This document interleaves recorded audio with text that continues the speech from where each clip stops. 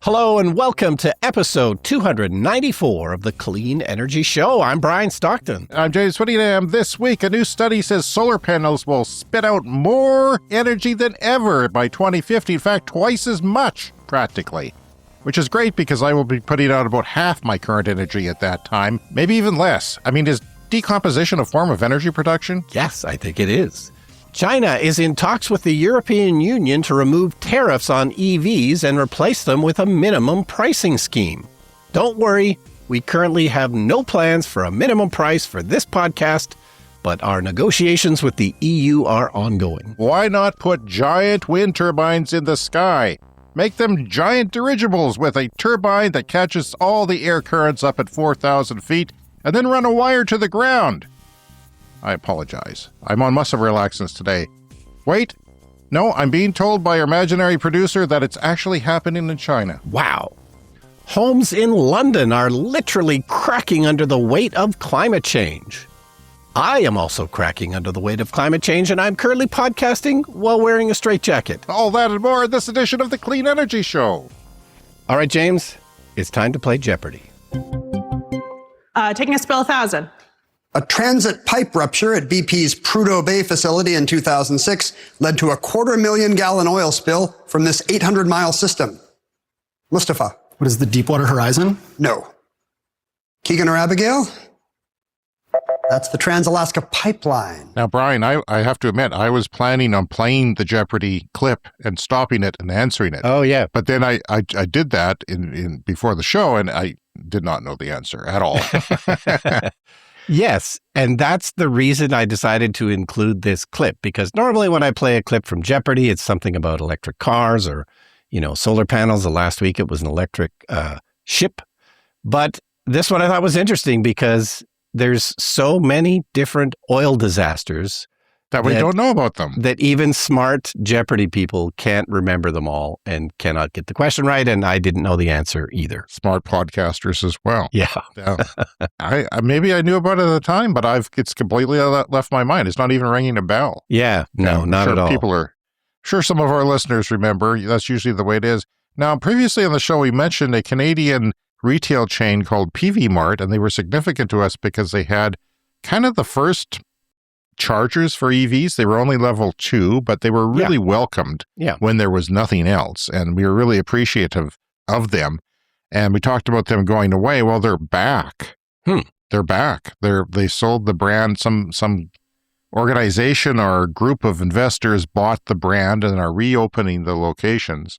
I doubt that they'll have chargers again, or maybe if some of the chargers are still there. But yeah, I mean, they have been closed for like a year or so, maybe. And so as long as nobody removed the chargers, they might still be there at the locations. Sure. They were probably Spirit Halloweens, and I'm not kidding. I think they were a lot of times Spirit Halloween stores. I think, the size of those PV Mart stores is kind of perfect for a Spirit Halloween store. Yeah. And they were kind of like an agricultural farming stuff, but there's always interesting things there for city boys like us to go check out from time to time. Always weird things. All those weird things, but yeah, the manager or the assistant manager always frowned at me when I used the EV charger and, criticized my parking, and it was just an ordeal, so I stopped doing it. But when I first got my EV, I thought, well, if I'm in that far end of the city, at least if I miscalculate and I need some juice, and I think I did one time, or thought I did. Yeah. But that's before I got used to my car and I realized just how far it can go and how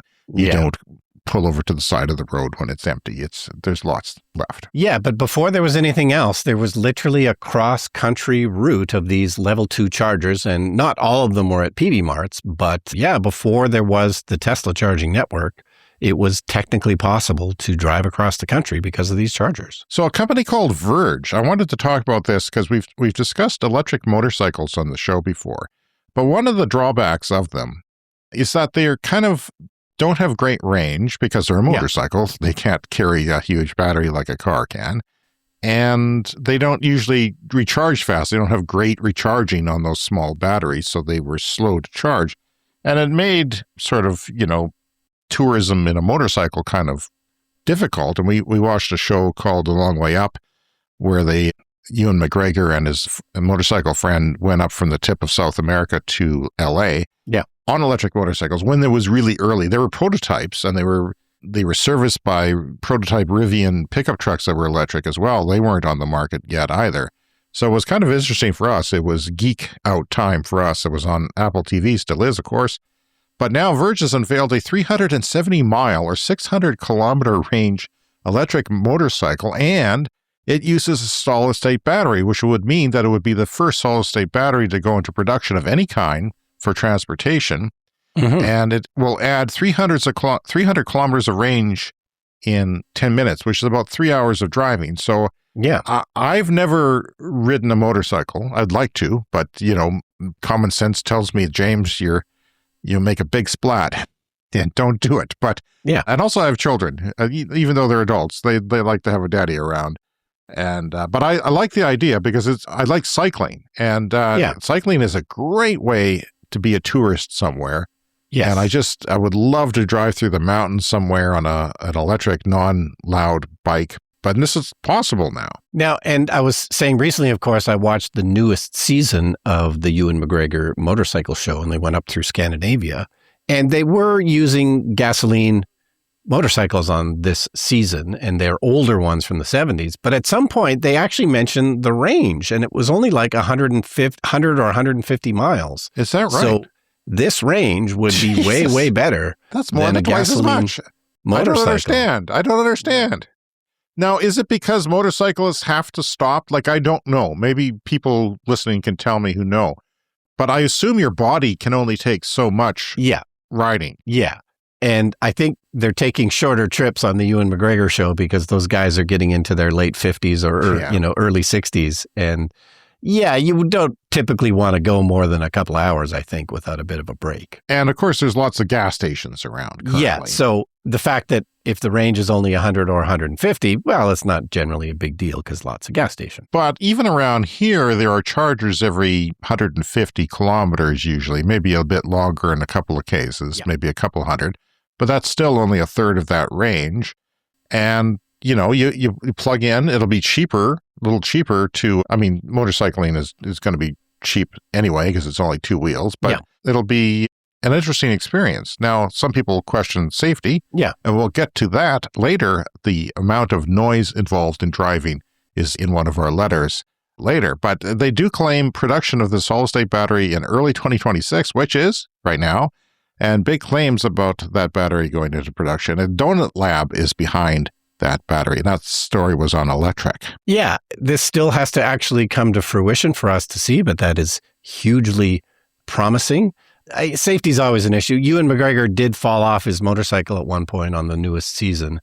Is that right? He hit like the edge of the road or something and went over. He wasn't going too fast, so, he was fine, but it did damage the bike a little bit. And, it's no joke when you're up on two wheels. Well, that happened to me at your provincial park where your cabin is. Same kind of thing. They paved it. There was like 2.5 inches of new pavement and a straight drop off. Yeah. And I dropped off, which was fine, but then the pedal hit the pavement on the left because it was raised up. And James went down badly.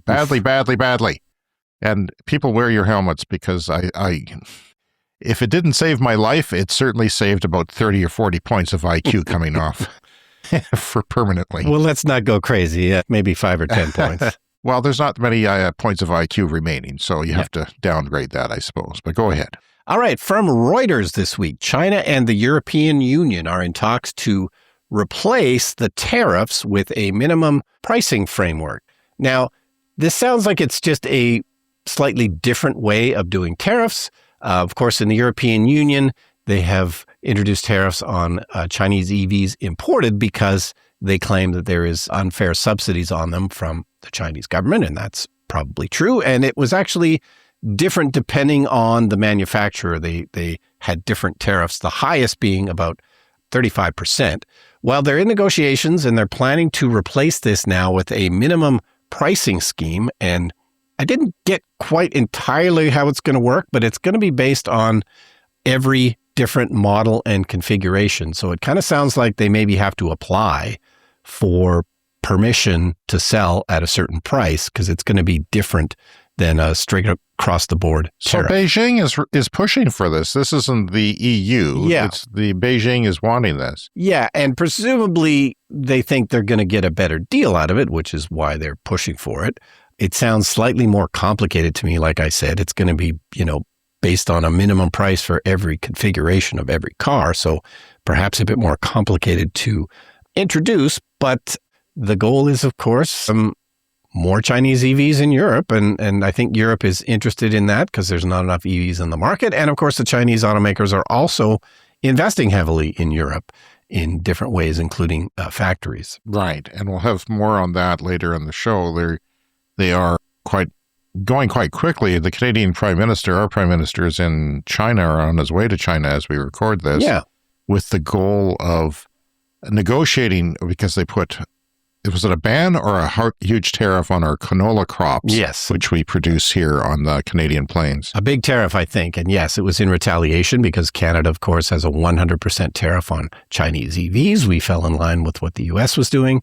So, yeah, I wouldn't be surprised if there was some movement on that if the Canadian Prime Minister is in China to negotiate. So that's pitted Western farmers against Eastern Canada, where all the manufacturing and auto manufacturing is, against each other, and they have different interests. And, the auto manufacturers will,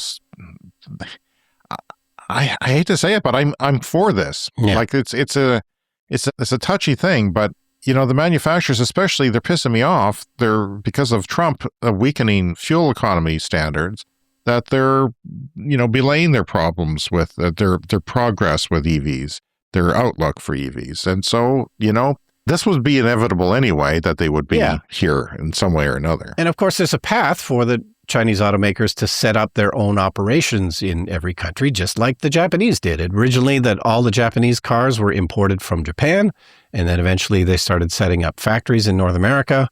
And, we're on a path where that may eventually happen for the Chinese automakers as well. So Canada has offered, generous subsidies for factory building here for EVs and EV batteries. So we'll see if that happens for China. We'll find out probably. Maybe not on this trip, but it will set up the framework for, future negotiations. But it is an existential threat to the United States auto manufacturers. Regardless, like some of them are leaving Canada because Trump wants them to, and they are actually doing that. So I guess all bets are off. And then once you have Chinese EVs, onshore in this continent, they're in Mexico. They're heavily in Mexico. In fact, they're too much in Mexico. Mexico's actually tariffing them now. Yeah. Because they do manufacture their own cars there. So we'll see how this pans out, but competition is good. I mean, they might be, by the time they get here, equally priced, but there's a little bit more model competition, and that's a good thing. Or they might be just a little bit cheaper, and they'll force the others to compete, which it will be a good thing for all of us who want to electrify our personal transportation. And who knows, maybe they can set up shops for buses, although we do have Canadian bus manufacturing, electric bus manufacturing. Yeah. But the Chinese do it very well. Yeah, and they wouldn't necessarily price those Chinese EVs as low as they do in China because all they have to do is undercut the North American manufacturers, which, the prices are very high here.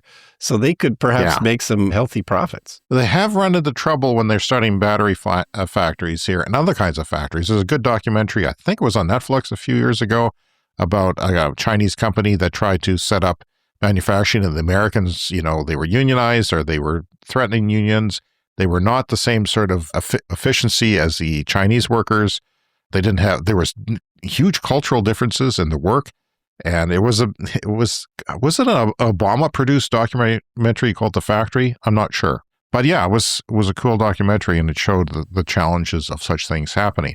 And the fact that they can bring their automation here. They have great automation, robotics and such, and they know how to set up a factory very well. They own the supply chains for minerals, which is great when you want to mine the minerals, process the minerals, and then make the batteries for them. But how much of that is going to be done here, and we'll see what they negotiate. But I do know the automakers, the auto workers in Ontario, Canada, where it all happens, are going to be, because it's a big deal to our economy. It's a big deal to a lot of economies that have an auto sector. It's a big part of GDP. We'll see what happens. Brian, there's a new study from PV Magazine reported on it that 35% solar efficiency on solar modules and solar panels by 2050. Now, we are sitting at what, around, let's say 22% now. Yeah, low 20s, and it creeps up very, very slowly, like 1% a year. That 1% is, even 0.5% is huge when you have a big, solar farm in the desert that puts out as much as a nuclear reactor at midday. Like it's a huge thing to have a little bump up of 1% efficiency with the same panels, the same size, the same area. So, and it's a big deal on rooftops too, to have a lot more efficiency because rooftops are restricted, deserts not so much. Yeah. And other rural areas not so much either. But PV Magazine says that they talked to a global team of top solar researchers. They went around to all the different companies and researchers and said, hey, what do you expect to happen? What is the trajectory of things that are happening? And you know what shocks me? 2050 is only 24 years away. Oh, yeah, right. Which, Brian Stockton, is a quarter of the time that we've been on the podcast. Wow. So just 4 times that and we'll be at 2050. Well, some of us will. Yeah. I'll be rotting somewhere, probably the way things are going, but we'll see. Yeah, but I'll be harvesting your decomposition for energy, so don't worry. For energy, yes. And also maybe put my brain in a jar if you have the time. I don't think that's worth it. It's not worth it. A global team of top researchers says now that the world is entering a new era of multi-terawatt solar, meaning terawatt is a lot. That's a lot of energy. It sounds like a lot. If you don't know what it is, it's a lot. It's a million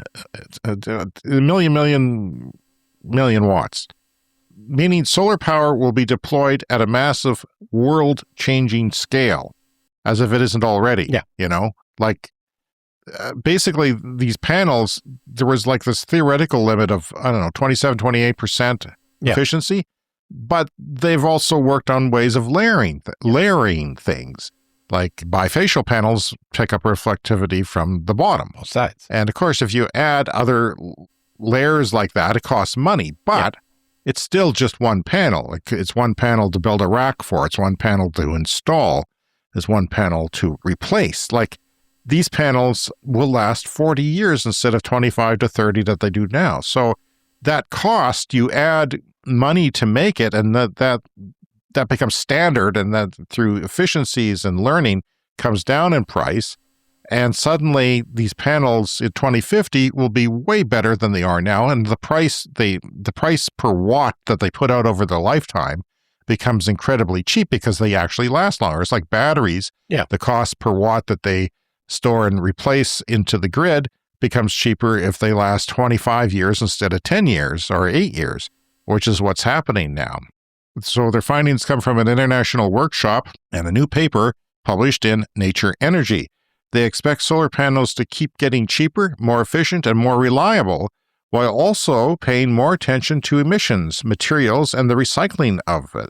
So they're going to make them with less emissions, the manufacturing, and better materials and better recycling capabilities, which is 2050 plus 40. So we're talking about those panels in theoretical 2050 being, at the end of the century that they would have to be. I think they'll be able to do pretty much anything with recycling and solar panels. They're already getting good at it, and they're just starting. Yeah. Solar panel prices could fall by another 50% in the first half of the century. So they're expecting them to cost half as much per watt. And right now, it's unstoppable. It's proliferating around the world unstoppably because of the price. And now they're saying, well, it's going to be another 50% cheaper. So when you look at competing technologies, it's hard to argue for some things like nuclear in all cases and as the only solution when the batteries are getting better, the solar's getting better, the prices are dropping like crazy. It's certainly, if you can argue about nuclear, but you could certainly say that all fossil fuels cannot compete, period. No. There's just no way. Yeah, the fuel cost for solar is zero. A higher efficiency is seen as more important than lower cost because it means less land and fewer materials are needed for the same amount of electricity, as I said. And that means that more people, my roof, was made, 7 years ago or something, like 18, 19% or 20% efficiency panels. Well, if I double that, then that's great because then the future owner of this house has a small roof, but they'll be able to get a lot more energy out of that area. So it'll be a lot sexier of a proposition for them to actually do that at the time. Yeah, if I replaced my solar panels now, I could probably get them like 25% more efficient. And if I wait till 2050, almost twice as efficient. Which would be a big deal for not using land to get solar, to get energy. So they're expected to last more than 40 years. New technologies could help diversify global solar manufacturing, bringing in more countries and companies. So that's good because China is dominating right now, and only China, for the most part, at least percentage-wise. Researchers say managing long-term reliability and degradation will be critical, especially for newer technologies like perovskites, which I always have trouble saying. Yeah. But yes, that is the problem with that technology, that new solar technology that's been developing for over 10 years now, is it doesn't last long necessarily. Yeah, they're finding ways to do it, but this new technology is moving so quickly, 2050, as you say, not that far away. I have confidence, I think, that these figures sound right to me. So global solar manufacturing capacity could reach around 3 terawatts by 2050. So yeah, that energy goes up when you electrify transportation and home heating, and manufacturing, but still, that is a lot. That's an annual capacity. It's incredible. Anyway. All right, moving on. This is from Energy Storage News. Grid storage batteries are rapidly expanding in the UK. So back in 2024, the government in the UK released Clean Power 2030 Action Plan. And one of the big items on their action plan was way more grid storage batteries. And this is happening. So the whole grid storage capacity grew by 45% in 2025. So 4 gigawatt hours were added. Total capacity, 12.9 gigawatt hours. So yeah, that's amazing. 45% growth in 2025. It was 53% in 2024. And, they have a fairly free market for electricity in the UK. And so companies are hopping on this. They're seeing it as a huge opportunity to get in early, and the expansion is going great. And I don't know what it is about the UK grid with batteries, but it's happening faster than other parts of the world. There are probably some technical reasons for that. But I do know they have a lot more solar than we do. Yep. And a lot more wind. Yeah, and we know that they've now shut down all their coal plants. And of course, those are often that sort of base load power. And when you have less of that base load power, then batteries are a great way to make up for your base load power. I know a lot of people don't believe in batteries, but it's happening. Yeah. And it's when sodium ion batteries come online and they are cheaper, less energy dense, but great for grid storage, they'll become even cheaper than lithium batteries, and that will take off even greater. Solar and batteries both dropping quickly in price. Okay, moving on. The story is from Bloomberg, and this is also in the UK. London homes are cracking apart because of the clay soil and climate change. So we have clay soil here. Yeah. Where you and I live. It's a former lake bed from prehistoric times or something. I don't know, but if you don't know what clay soil is, your soil is clay. Yeah. And that's not good. Tried planting a garden in clay. No, often referred to as gumbo, which, by the way, was the Wordle word for today. I don't know if you're kidding. Yeah, I don't know if you're keeping up with the Wordle. I'm not, but my family is. Yeah, well, spoilers. This won't release maybe until tomorrow, so no spoilers on the Wordle. But well, the Patreoners are going to get it. They're going to be disappointed in you, Brian. You spoiled the Wordle. The joy that some people have in their whole day is Wordle, and you spoiled it. Oh, well, what are you going to do? But yeah, there was many reasons I wanted to talk about this story, but that is, of course, one of them. Our city is also on clay soil. And what that means is there's a lot of expansion and contraction. When there's moisture, it expands, and when it's dry, it contracts. And their problem in London this past summer, and this is the other reason I wanted to talk about it. I was there this past summer. They had a huge heat wave, summer of 2025 in London, and things were super dry. I walked through the park in London, and the grass was brown. It was dry and hot. And of course, they have always had that problem of clay soil, but it's now exacerbated because of climate change. And so there's houses, many of them worth many millions of pounds. There was a couple of neighborhoods specifically that they mentioned in the article with very expensive homes, and the ground just shifted more than usual this past summer, and a lot of homes had huge cracks in them. There's a couple of pictures in the story. it's the pictures in the story are bigger than the cracks I see in my house. Mine tend to be a little on the small side. But yeah, Right. My house has shifted a lot since it was built in 1962. My house really could use a whole new basement, but people often do that around here because the basements really shift and crack apart. The floor in my basement in my home theater is extremely slanted, but we've just kind of made the decision to, live with it for now. But, eventually. There's no roller skating down there. Yeah, no roller skating. But, eventually it would be nice to lift the house and sort of fix the basement or something like that. But yeah, the city's vulnerability stems from its clay-rich soil, thirsty trees, and many Victorian and Edwardian homes built on shallow foundations. Those risks are now being exacerbated by global warming, and that's due, according to the British Geological Survey. That was the other thing about my house. We had a giant blue spruce tree in the front yard, and we cut that down because we felt like it was probably making the problem worse, sucking up all the moisture from the front yard of the house. And I think that's kind of unique to us. I mean, it affects other soils as well, but it affects us greater. So people do say to remove trees that have root systems that approach the foundation. Yeah, and you hate to cut down such a it was a really huge tree, and we have no natural trees in the city where we live. Yeah, so it is always a shame to cut down any tree. Yeah, but a tree that big just shouldn't have been planted in the first place. Like, they would have planted it in 1962 and may not have known how big it was going to get. Now there's more information about what are good trees to plant near homes, and people I think are a bit more careful about it.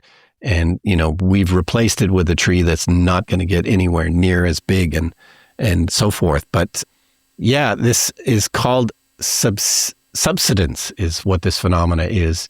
You're shifting and cracking home. And the estimate is that well over 1 million London properties will be at risk of this by 2030 as temperatures rise.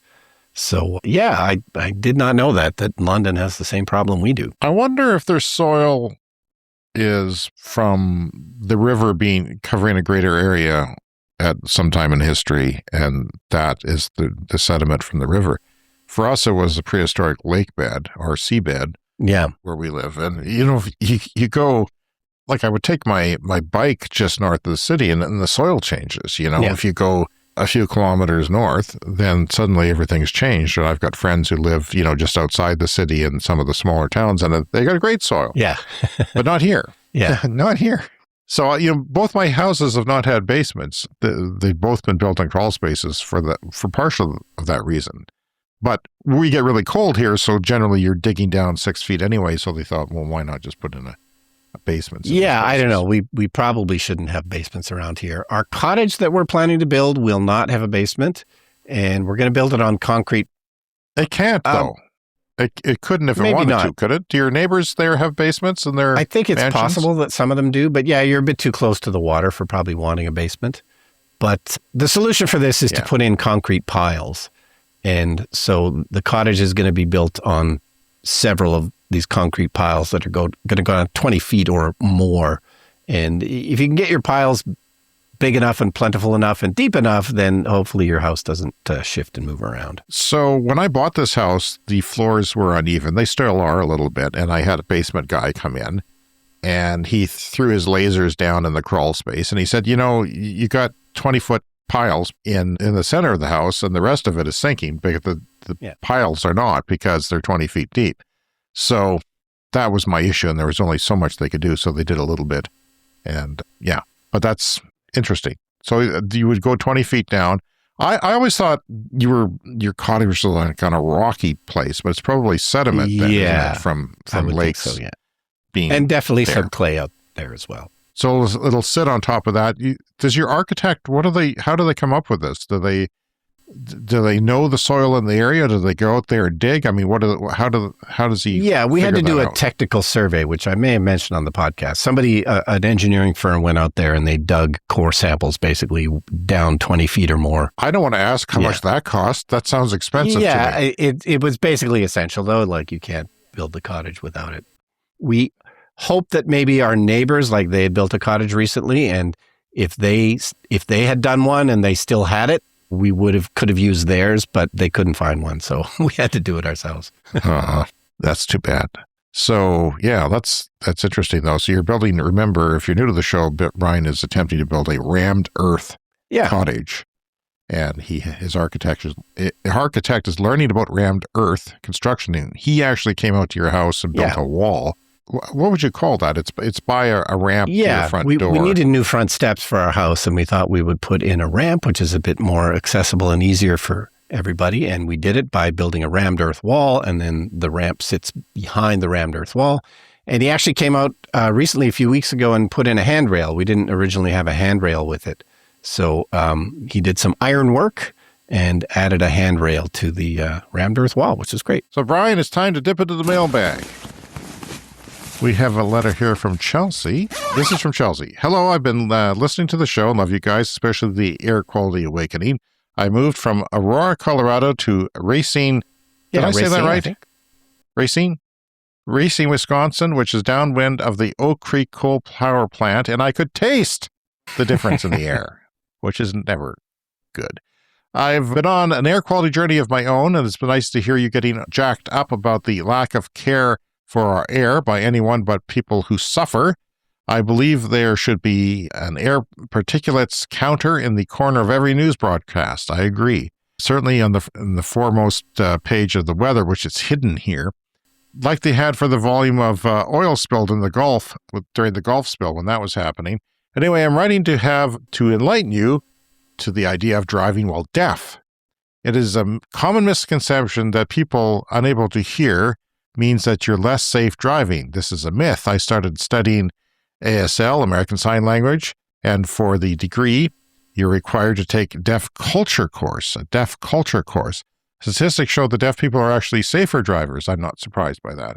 This is due to the more ardent attention paid to the road, more experience with spatial awareness, and fewer audio distractions. Totally makes sense to me.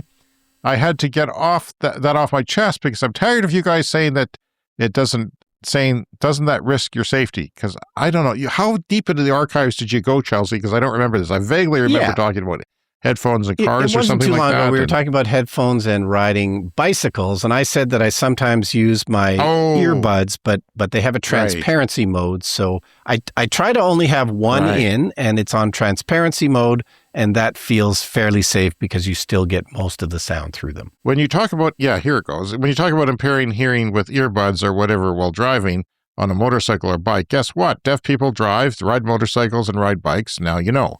All the love, Chelsea Valentine. Now, my neighbor Sean is deaf. My next door neighbor Sean is deaf. Now, he has tried to run me over a couple times because I did accidentally soak him with a garden hose once. And when you hear a deaf person screaming, it's terrible because all you hear is a screaming. They don't say words, to tell you what's going on. And I don't know ASL. So, certainly beyond that, I've never crossed my mind that he wouldn't be a safe driver. And it totally makes sense that a deaf person would be, with spatial awareness and less audio distractions, better driver. Yeah, well, I like the idea of less audio distractions. Like one of my pet peeves when driving is you're driving and, there's somebody in the passenger seat and they just realize they forgot something at home and they'll suddenly go, oh, and, it makes you think, what? Am I going to run into something? Like, Yeah. And been there. If you were deaf, you wouldn't have to deal with that. No. That's happened to me in a big way a couple of times. There. But you know what, Brian? I think there's a law against wearing headphones here where we live. I Googled it before the show, and there's no specific law, really, according to Google, for wearing headphones on bicycles, but it is strongly recommended by SGI that you don't wear headphones on a bicycle. Okay, SGI is our government auto insurance here.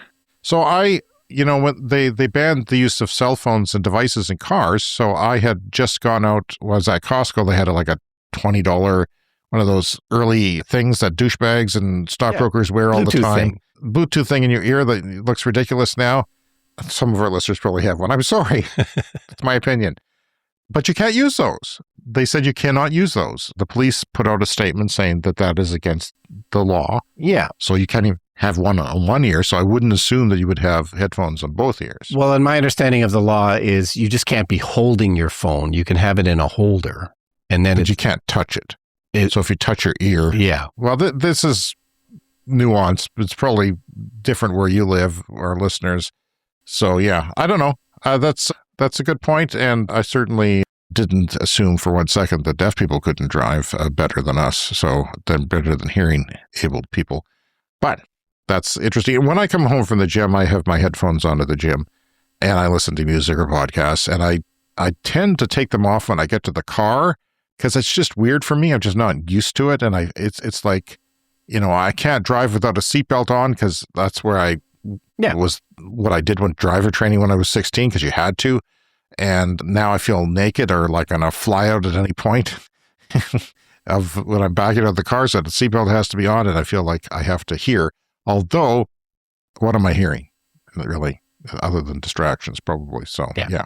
But then I'm not spatially aware as a deaf person. I'm the opposite. I'm probably due for an accident one of these days as I get older. Okay, we have another letter here. This is from Richard regarding our bonus episode last week, and this is a bit of a summary of the letter. Richard explained that while Tesla appears to sell the same few models year after year, it improves them continuously rather than waiting for periodic model refreshes like other North American automakers.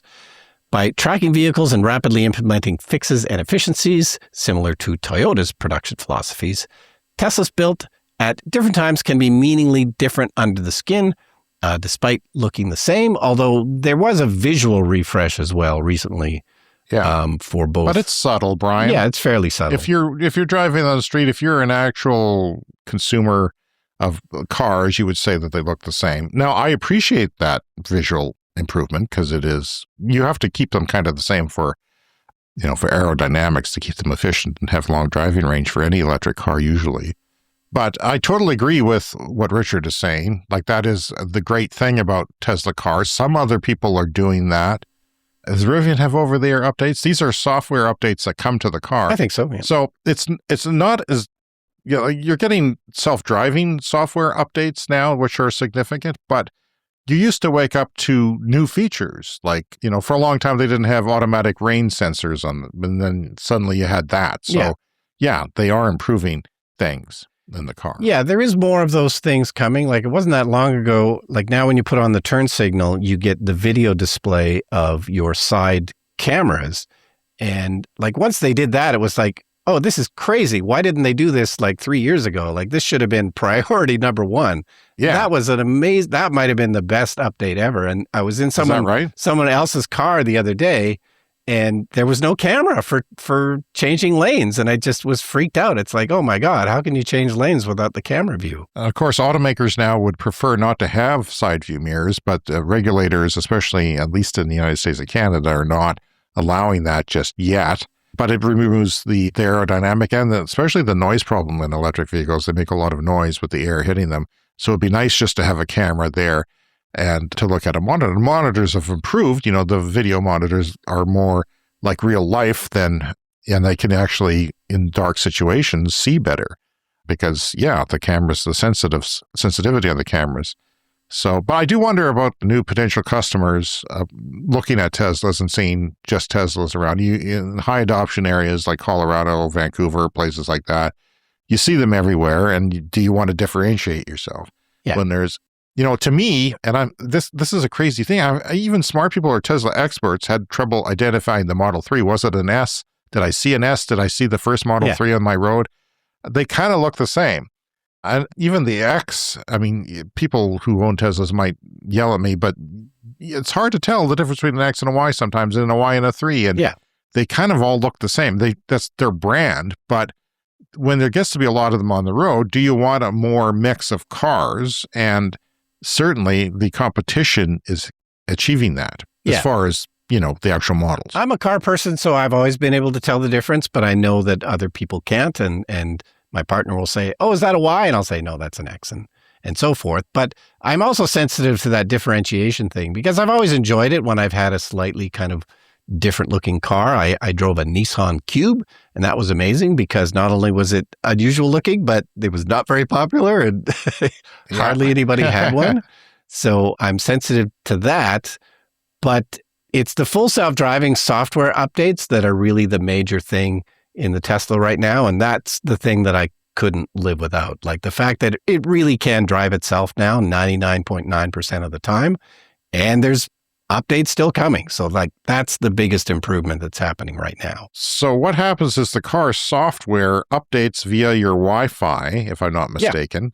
Is it Wi-Fi? Yep. Does it use Wi-Fi? It gets the software. It sits in your driveway or garage, or it'll update overnight like your phone might, and it'll have more features.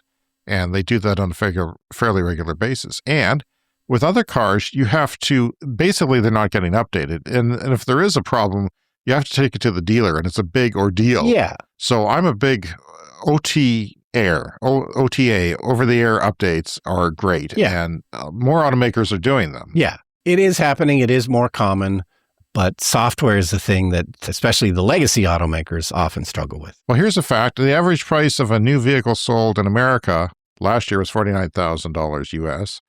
Half the cars sold in China last year were priced under $22,000 US. Half. Wow.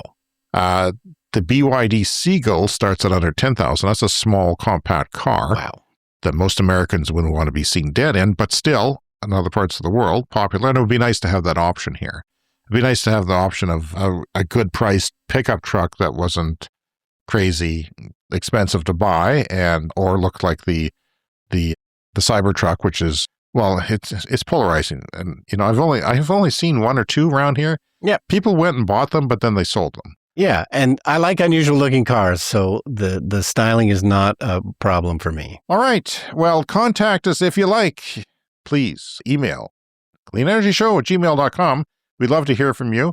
Even if you think that I think something I don't actually think, I'd like to hear from you. Think that.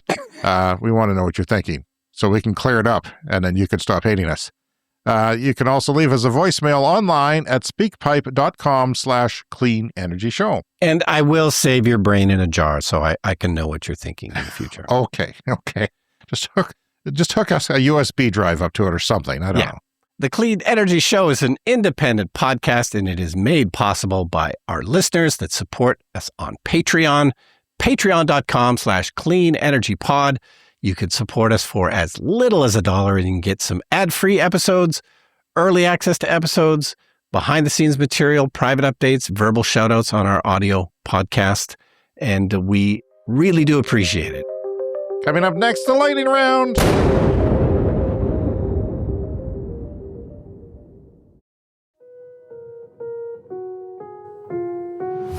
It's time for the lightning round. The Lightning Round is a fast-paced look at the latest headlines in climate, clean energy, and transportation. The El Presidente of the United States is now saying that China makes a lot of windmills for suckers like the United States, but is not able to find any being used in all of China. Interesting.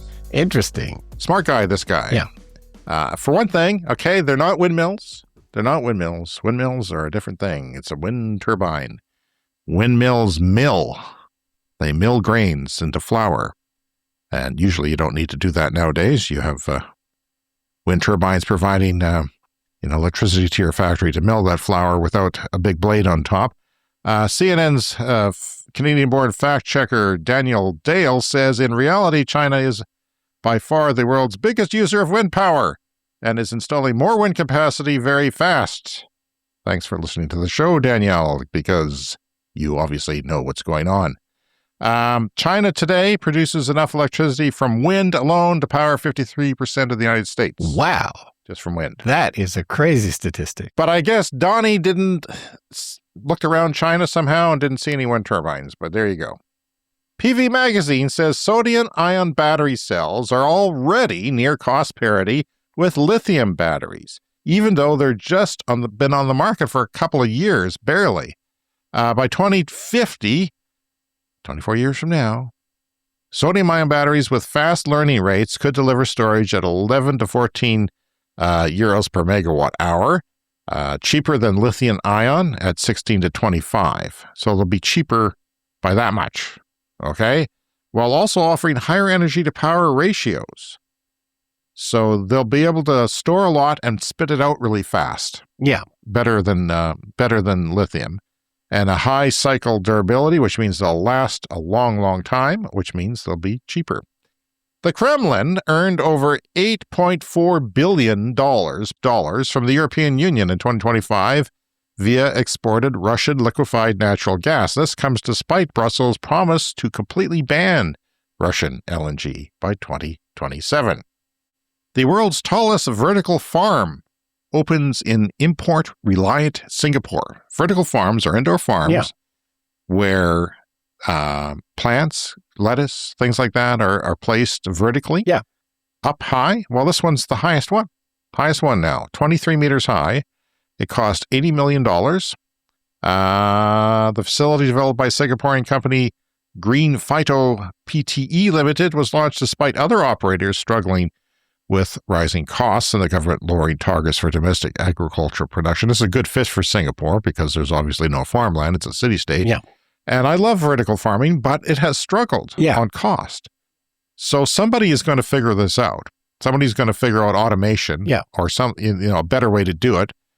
Because I love the fact that, when you go to the store and buy some lettuce, you could get E. coli poisoning. I don't like that risk. You go to a restaurant and I like the fact that it's clean, that it's pesticide free because there's no need to, worry about bugs indoors. They can deal with that indoors. It's great. Do you like indoor farming? Yeah. And, we've talked about it from the early days of the podcast, and there's always been a few examples, but no, it hasn't really taken off like I thought it would. It seemed like a no-brainer, like just make a high rise that can supply food to the city that it's built in. But we'll see if Singapore can figure this out. They've got some very interesting architecture in Singapore. They're very good at building, tall towers, and they've got lots of great buildings there. So maybe they're the ones to figure it out. So Dyson, the vacuum cleaner company, the Dyson guy who runs it, he has a strawberry indoor farm. Yeah. Basically a greenhouse that's automated, and he's figured it out. He's figured out that's in the UK. Yeah. Seems to work fine. Watched a documentary on that.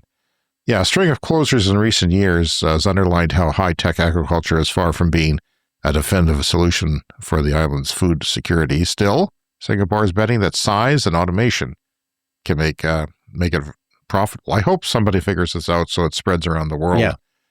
We still, I get a lot of lettuce now from greenhouses. You can even replant the pod, which we've done. You eat the lettuce from the pod and then you stick the stalk back in the ground. It grows. It's a little more bitter each time, but it grows back, and you can do that 2 or 3 times. Well, it's time for the tweet of the week. We haven't had this in a while. This is from school shooting survivor David Hogg. He says on Twitter, or X, whatever you want to call it. So I'm calling it Twitter. It's pretty ironic to deny the existence of climate change, but insist we have to invade Greenland as soon as possible because of new sea routes and access to minerals opening up because of the melting of the ice caps. So yes, the United States is on one hand denying climate change, but also saying we need Greenland, which is going to be open to Russian and Chinese shipping routes and security issues up there. BYD, the Chinese car company, announces a new slew of long-range plug-in hybrids. This is getting crazy, Brian. Plug-in hybrids is a car that's an EV and then it has a gas backup engine that goes beyond that when you want to take those trips. Now, when we first had them, they were, 25 kilometers range, 30 kilometers range. Then they got up to 50 and we thought, maybe that's kind of usable. Well, now they have the version of the Seal 06 and Seal 05, the Quinn Plus, the Quinn L DMI. They will have a 210 battery-only range, which 210 kilometers, which who doesn't that work for? Yeah. I mean, that's most people. And then you go on vacation, or if you run into trouble, you have that backup if you want to do it. The weird part, though, the total range is 2,110 kilometers combined. Like they're putting on a big fat ass gas tank on there. Yeah. Because you wouldn't want to fill up your gas in 5 minutes. Yeah. Well, I don't understand that. I guess you just fill up the gas tank, only when you're going on vacation. Yeah. Otherwise, your gas would probably get stale in there. Gas actually, you should. Yeah. Goes bad after a year or so. Goes bad. Yeah. Which is if you've got 21 or 1,800 kilometers of range in your gas tank, and it's sitting there and you're carrying it around, that's kind of dumb. Is that like from here to Vancouver? Like that's an insane distance. It is, and it's crazy, and you don't need that. And I if I did go from here to Vancouver, I don't think I would fill it up, so I didn't have to. I think it would be smarter to have less weight. Yeah, more efficient to have half of the tank and then fill it up once or twice. Yeah. So, but you would only need to charge once or twice a week. And it also goes from 30 to 80% of a charge in 20 minutes, which is fairly fast. And I think I saw one, I was reading about one that had like 400 kilometers of BEV range, or 370 rather. And which is almost as much as my Chevy Bolt has in its entirety. And it works for me. And I do even take that on long trips. So, I don't know why they're doing that. I know competition is insane in China and they're trying to differentiate themselves, but that's crazy. So the brain surgeons of the United States government think oil is still shipping in barrels, like the Pirates of the Caribbean. I don't know how far back do you have to go to get there. Although we always talk about the price of oil in barrels. That's how it's measured, yes, because that's one day was how it was shipped. But now they put them in giant tankers and let them float around. A senior administration official, this is on CNN, speaking under condition of anonymity because they're an idiot, told CNN that the oil has already been produced and put in barrels in Venezuela. It's been put into barrels, according to them. The majority of it is currently on boats, and these barrels are on boats, these oil barrels, these fictional oil barrels, and going to the U.S. Gulf to be refined, which is, none of that is actually true. China's EV growth, they are around 12.9 million new energy vehicles sold in 2025, which is up only 18%, but that's kind of around the point where that's an okay adoption increase. So we're talking hybrid, plug-in hybrid, and battery electric vehicles. The market share hit 54%, though, of new car sales. That's up from 48% the year before in 2024. EVs are now mainstream. Once they get beyond 50%, they're mainstream, replacing ICE pretty much at scale. And China is selling more EVs than the rest of the world combined. We mentioned that on the show a lot, but it's an amazing fact. BYD now sells twice as many cars in Germany as Tesla does. And Tesla has a factory in Germany, which apparently is not at capacity or anywhere, maybe even 50% capacity. Waymo robotaxis in the United States will now use some Chinese-made Zeekr minivans. That's a brand of Chinese vehicles. And they have a minivan version. I think they showed it off at CES, the Consumer Electronics Show that happens every year, January in Las Vegas. No steering wheel or pedals, Brian. But because of the regulations in the United States, that means they're restricted to 25 units per year, 2,500 units per year. So, but it has true 5-person seating, which is the opposite of the Tesla robotaxi. I believe it's still a 2-seater, if I'm not mistaken. That's the plan, the robotaxi is a 2-seater. And I've always said, well, I don't know if they have stats on this from Uber or Uber or what, but, it's not always just one or two people taking a robotaxi. It's, if you want to completely get rid of cars, you need to take the whole family to the, I want to say, bowling alley. Yeah. Because it's the 1950s in my head right now. Yeah, they can always, but I mean, the Tesla robotaxis right now are Model Ys, which, can theoretically seat 4, although nobody sits in the driver's seat. But also the idea is that once robotaxis are common, they'll be cheaper. So if you need to seat more than 2, just order more than 2. So yeah, they were there showing off, the Waymo was, their 6th generation hardware now. This is the hardware that makes it self-drive. So it has 13 cameras, 6 radars, and 4 LiDARs. I believe 1 in every corner. So that is that's overkill.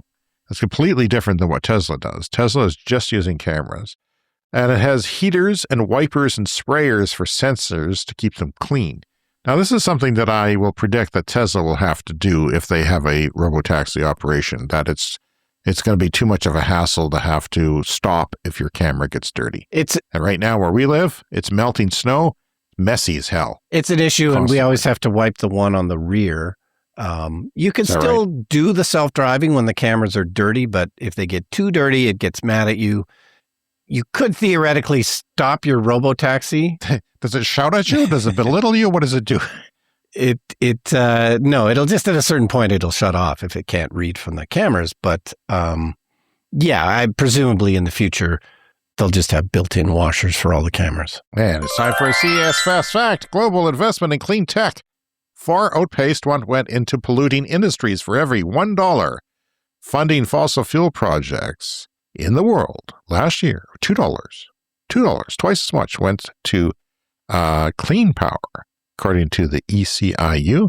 For China, the EU and the US and India, the 4 largest polluters, it was $2.60 for clean energy funding compared to dirty energy funding of just $1. That's from Bloomberg.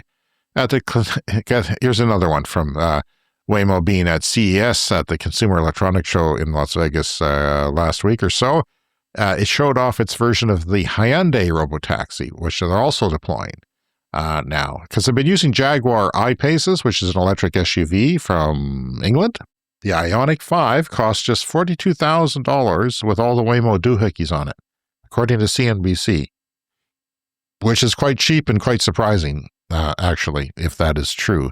So, yeah, they're deploying a variety of vehicles, which I think you will need. I think it's more efficient to have a robotaxi-sized car with one or two people if that's what your market is, but also have some around because people want to get groceries and maybe even bring home some IKEA stuff or something. That's going to be a thing if everyone gives up their cars one day. The Hawaii State Energy Office, this is nuclear news, Brian, where you're doing some nuclear news. The Hawaii State Energy Office has released the final report of the Nuclear Energy Working Group. The report concludes that nuclear power is not viable in Hawaii and that the state should not change its laws or constitution to enable it. The most fundamental obstacle is legal. Hawaii's constitution restricts nuclear fission, construction, and nuclear power is excluded from the state's renewable portfolio standard. So it's all in their laws. They say no fission, so that includes modern reactors and modern small reactors. This is from The Guardian. Climate heating emissions from aviation could be slashed in half without reducing passenger journeys by getting rid of premium seats, which I can't afford. I can't afford a regular seat. I maybe can't afford the space of a regular seat the way they're going, but ensuring flights are near full and using the most efficient aircraft, according to analysis. There's some aircraft that is a lot more efficient than other aircraft, and they're usually the mid-size or smaller aircraft than the bigger ones. Yeah, and I love to complain about the Canadian airlines because they're generally pretty terrible, but there's Porter is a smaller airline in Canada, and my understanding is, I've never flown Porter, but they don't have a business class. They have all the seats are the same, and they just have slightly more leg room than economy flights. Oh. Yeah. So instead of doing premium seats, they just give everybody good seats. Now, I always thought Porter was, practically 100% business class because everyone taking them would be from the Toronto Island Airport, which is in downtown Toronto, and they would be going to Ottawa or Montreal. Maybe, but usually they've expanded a lot since then. They fly now out of Saskatoon. All right. Oh, they do. I didn't know that. Yeah. Well, these efficiency measures that they're talking about here could be far more effective in tackling the fast-growing carbon footprint of flying than pledges to use sustainable fuels or controversial carbon offsets, the researchers said. And finally this week, Brian, I thought this was fake. Are you looking at this picture here? Yeah. It looks like an AI-generated thing, like it's not real, but it is a large dirigible with almost looks like a rocket ship floating in the sky. It's quite freaky and surreal. Yeah. This is from Futurism.com. Chinese energy company Linyi Yuan. A video shared earlier this week by Chinese journalist Li Ziying captured a massive airborne wind turbine dominating the skyline over China's Sichuan province. Wind turbines that float to harness high-altitude winds are being used in China, they write. The Global Times has identified it as a SAWES S2000, reporting that the unit successfully completed a test flight on Monday. It's said to be the world's first megawatt-class high-altitude wind power system designed for urban deployment, with a maximum power output of 3 megawatts on a floating wind turbine. This particular S2000 was only airborne for 30 minutes, but it generated 385 kilowatt hours of electricity, reaching an altitude of around 6,500 feet in this case. Wow. And that means the wire was 6,500 feet long down to the grid. It wasn't up for very long. It did connect to the local power grid, according to the GT, Global Times, a world first for AWTs.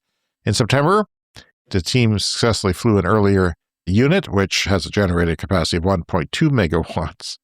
Now, I don't know, this particular blip is said to be about the size of a basketball court and is tall as a 13-story building in the sky. Okay. I don't know. Maybe Chinese people are used to this in their country, but I'd poop my pants if I saw one of these in the sky over our city. I was thinking, it's up. We're being invaded. The Brian's bomb shelter immediately. Going to hide in there. Bring a can of beans with me. It was the first turbine of its kind to generate a full megawatt of power, which it achieved during its maiden voyage. It is potentially producing up to 10 times more energy up there with 40% less material and 30% lower costs. It could be quickly deployed to supply emergency power after disasters, which is what I see it being used for. I don't see putting up wind turbines floating, because it seems like they could become detached. Yeah, and of course, you have to worry about airplane traffic and everything, not just hitting the blimp itself, but hitting the cable underneath it that, is a very long cable. So someone should send this to Trump, because I think this would be hard to miss if he's going to China and says there's no wind turbines. Well, they're floating up. You just got to look up, buddy. That's our show. Yeah, that's it for this week. Please find us on social media, Clean Energy Pod, patreon.com/Clean Energy Pod, by email, cleanenergyshow@gmail.com. And remember to subscribe on your podcast app. So, yeah, join us over at Patreon. That is where our website is. We post things there. Some of it is behind a paywall for the people who support our show, but generally our social media posts are there as well. Patreon.com/CleanEnergyPod. We hope you'll support us. Thanks to our Patreon Clean Club executive members, Green Bastard and Brent Rotley, who get a shout out every week. Thank you for supporting our podcast, and we'll see you again in 7. See you next week.